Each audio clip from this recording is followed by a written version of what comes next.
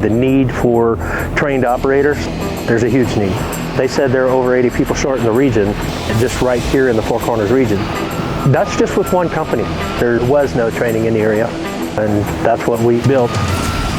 My name is Patrick Smith. I'm an instructor at the San Juan College Heavy Equipment School. We started a year and a half, 2 years ago with the concept of putting together a heavy equipment school. There's a huge demand for it in the region. We're training entry-level operators. We get them out into the field and actually give them the hands-on.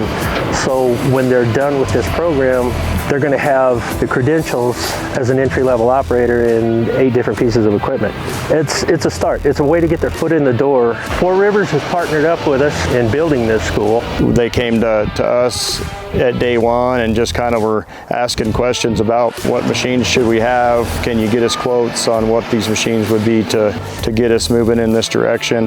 Matt was quick to get us all the information we needed as far as the equipment. They've been good enough to let us come in here, use some of the equipment that we haven't already purchased, and given us the area to conduct our training. We've got enough room there at the bottom of our yard there, and a dirt pile and enough area that they can do the operating. It's working out really good for them so far, to give them someplace to go and start that. They came in as partners in our advisory board early on when we were still working on the concept. Partnership with 4Rivers, they've been fantastic with us. I mean, they let us come in and, use their equipment, use their yard, open up their yard to us. And they've been pretty good people with us. So they're fantastic. As much as we've got a waiting list of students, we've also got a waiting list of employers. San Juan County said that everybody that we can put out, they'll take them as fast as we can move them through.